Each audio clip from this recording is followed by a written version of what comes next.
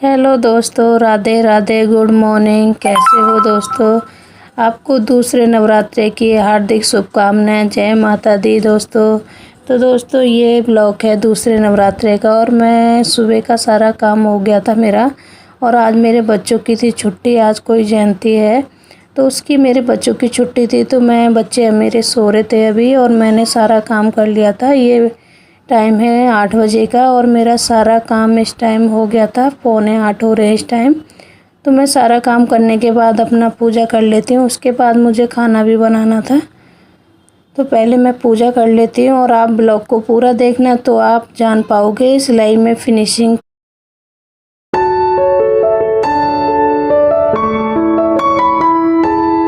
मैं आपको पूरा ब्लॉग में बने रहना बताऊंगी। तो मैं पूजा कर लेती हूँ और मेरी पूजा हो गई थी दोस्तों। तो मैंने आशीर्वाद ले लिया था उसके बाटने। तो आज बनाऊंगी गोभी आलू की सब्ज़ी और बच्चों को अभी नाश्ता भी नहीं दिया क्योंकि बच्चे देख रहे थे टीवी। उठ गए थे बच्चे, सुबह ही लग गए थे टीवी देखने, छुट्टी थी उनकी तो मानते नहीं हैं बच्चे।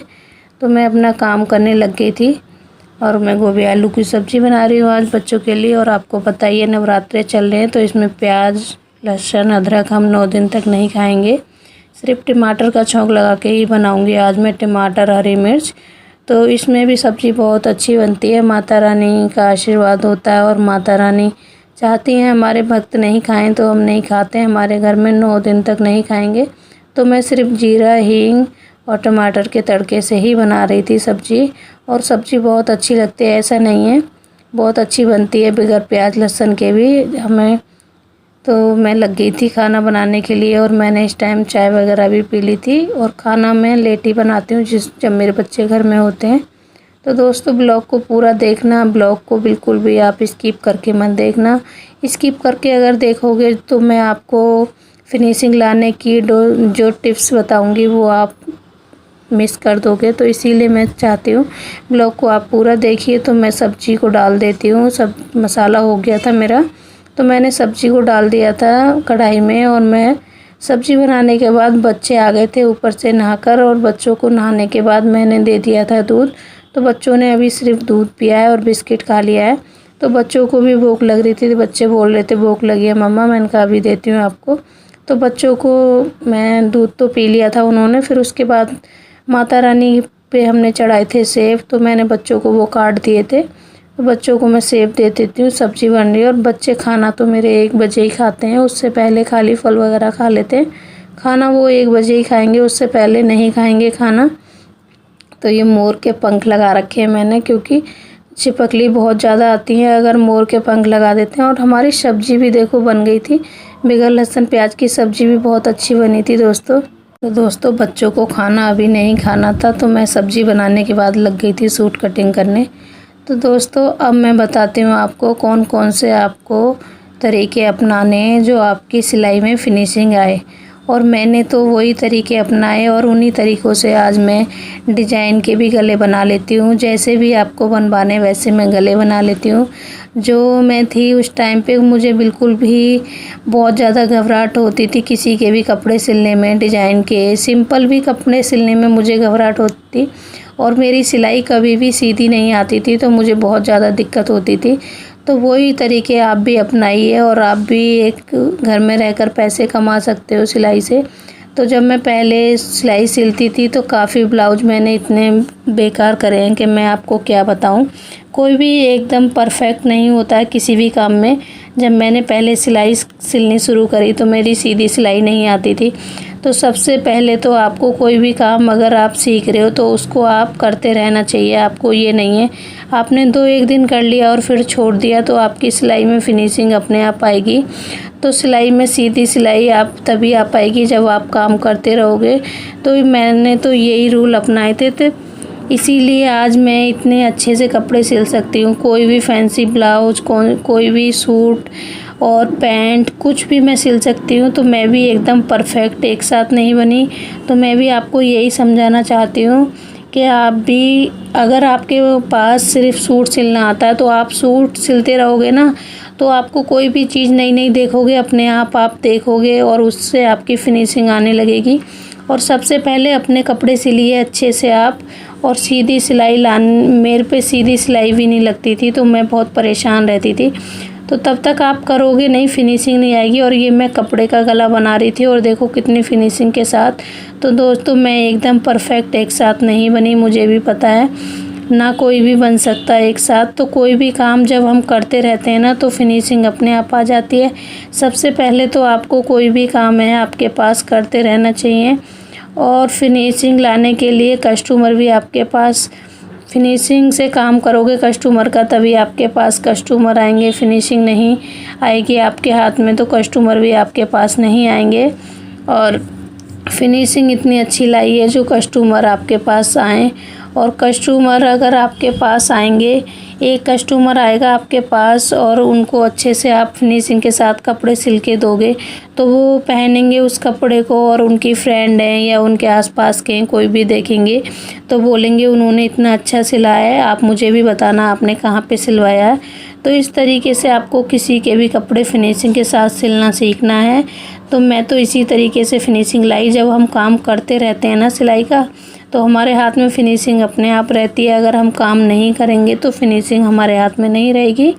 तो सिलाई आपको पहले तो आपको अगर फिनिशिंग लानी है तो एक पतला सा नाड़े होते हैं, नाड़े बनाने होते हैं, तो वो ले लीजिए आप। तो उस पर सिलाई सीधी सीधी चलाइए और आपको फिनिशिंग उसी से पता चल जाएगी। जब आपकी सिलाई सीधी आने लग जाए ना तो समझ लेना कि मुझे फिनिशिंग से सिलाई लगानी आ गई, तो मैं कपड़े भी परफेक्ट सिल सकती हूँ। तो आप सबसे पहले तो नाड़े बनाइए बहुत सारे घर में, और सिलाई सीधी चलाने की कोशिश करिए। पहले टेढ़ी मेढ़ी चलेगी आपके पास, लेकिन फिर सीधी चलाइए। और जो होती है ना सूट में डोरी लगाते हैं, तो डोरी पे भी हम एक पैर की सिलाई चलाकर डोरी पे सिलाई लगाते हैं, तो आप उस सिलाई को लगाइए, डोरी बनाइए खूब सारी, तो आपको उससे फिनिशिंग आएगी और आप सीधी लगानी सिलाई सीख जाओगे। तो आपको बिल्कुल भी दिक्कत नहीं होएगी, फिर आप कुछ भी चीज़ सिल सकते हो। और सूट पे फिटिंग करके देखिए, जैसे रेडीमेड सूट आते हैं आप लेके आ रहे हो तो वो लेके आइए आप, तो उस पर अपने जैसे उस पर सिलाई लगी होती है ना, जितनी आपकी फ़िटिंग है उस पर सिलाई लगाइए, तो उससे भी आपके हाथ में फिनिशिंग आएगी। जब तक आपके हाथ में फिनिशिंग ना आ जाए कोई भी कपड़ा आपको बिगाड़ नहीं करना है। क्योंकि आप अगर कोई भी नया कपड़ा लेके बैठ गए कस्टमर का और उसको आप कटिंग करने लग गए और आपसे गलत कट जाए, तो उसमें भी कस्टमर आपसे गुस्सा करेंगे। आपको बिल्कुल भी ऐसा नहीं करना है। फिनिशिंग लाने के लिए सिलाई थोड़ी बहुत आ रही है आपके पास तो वही करते रहिए, और अच्छे से उसको फिनिशिंग के साथ करने की कोशिश कीजिए। हम तो ऐसा ही करते हैं शुरू से। पहले जो डर था ना हमारे मन से अब एकदम निकल गया है। पहले बहुत डरते थे कटिंग करने में, कोई भी चीज़ कटिंग करते थे बहुत घबराते थे कहीं गलत ना कट जाए। लेकिन अब देखो हम वही हैं जो एक समय पे हमारे पे सीधी सिलाई नहीं आती थी। तो कोई भी काम है ना हम जब करते रहते हैं ना तो फिनिशिंग अपने आप आ जाती है उसमें। जब हम सोचते ही रह जाएंगे कि हम आज नहीं कल से फिनिशिंग से करने की कोशिश करेंगे, कल से करेंगे, तो कभी हमारे हाथ में फिनिशिंग नहीं आएगी। तो आपको भी ऐसा ही करना है। मैंने तो यही सारे रूल अपनाए हैं, तो आप भी यही सारे अपनाइए। एक नाड़ा ले लीजिए, उस पर सिलाई लगाइए। रेडीमेड सूट ले लीजिए, और जैसे कि आपके घर में बच्चे हैं, आपके कपड़े हैं वो फट गए, उस पर सिलाई लगाइए। तो आप सिलाई लगाते लगाते आपके हाथ में फिनिशिंग भी आ जाएगी, और आप अपने कपड़े सिलते रहोगे तो आपके अपने कपड़े सिलने में फिनिशिंग आएगी। फिर आपके पास कस्टमरों के भी कपड़े आने लगेंगे। तब तक आप अपने कपड़े नहीं सिलोगे, अपने भी कपड़े आप बाहर सिलवाओगे तो आपके हाथ में फिनिशिंग नहीं आएगी। अपने कपड़े सिलिए अच्छे से और पहनिए, फिर सब देखेंगे तो खुद ही सबको लगेगा कि आप अच्छे सिलते हो। तो आपके पास कस्टमर बहुत आएंगे, एक नहीं 4 आएंगे आपके पास। तो कस्टमर लाने के लिए सबसे पहले तो आपको फिनिशिंग होनी चाहिए। और एक चीज़, आपके पास अगर फिनिशिंग नहीं आती तो बिल्कुल भी, तो आप वही रूल अपनाइए जो हमने बताया आपको। काम करते रहिए, आज नहीं तो कल आपके पास कस्टमर दौड़ कर आएंगे। एक आएगा फिर उसके बाद 2 आएंगे, तो एक कस्टमर तो लेके ही आता है। अगर आप उनका फिनिशिंग से काम करोगे तो पक्का लेके आएंगे। और फिनिशिंग के लिए आपकी देखो कैंची भी अच्छी होनी चाहिए, मशीन भी सही से चलनी चाहिए। तो दोस्तों आज हमारी मशीन इतना ज़्यादा हमें परेशान कर रही थी। इस टाइम हमने ये जो डोरी होती है मशीन में डली होती है पहिए के ऊपर, ये वाली बनाई है। और हमारी एक डोरी टूट गई जो पहले लगा रखी थी, और रेडीमेड यहाँ पे हमें मिली नहीं। तो हम इतना परेशान हो गए थे आज कपड़े सिलने में। ये वाला सूट हमें कंप्लीट करना था, लेकिन मशीन की वजह से हमने नहीं कर पाया। तो हम ऐसा ही कहते हैं, अगर हमारी मशीन सही नहीं चलेगी तो हमारे कपड़े पे फिनिशिंग नहीं आएगी।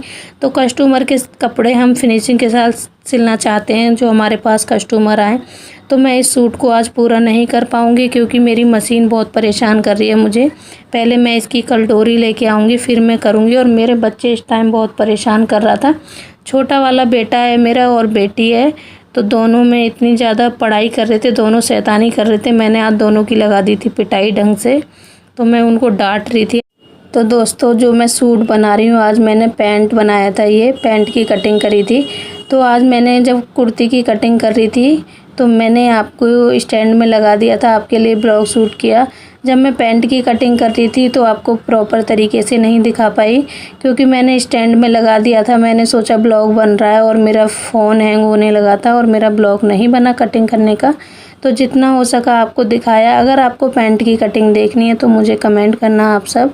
तो आप मेरे को जैसे भी कमेंट हो, आपको अच्छा लगे ब्लॉग या ना लगे, तब भी आप कमेंट करके बता सकते हो। तो दोस्तों, अगर चैनल पे आए हो तो प्लीज़ कमेंट करके बताना मेरा ब्लॉग कैसा लगा। अच्छा लगा हो तो लाइक करना, कमेंट करना, शेयर करना। और मिलते हैं नेक्स्ट ब्लॉग में। इस ब्लॉग को यहीं पे एंड करते हैं। बाय, गुड नाइट, जय माता दी।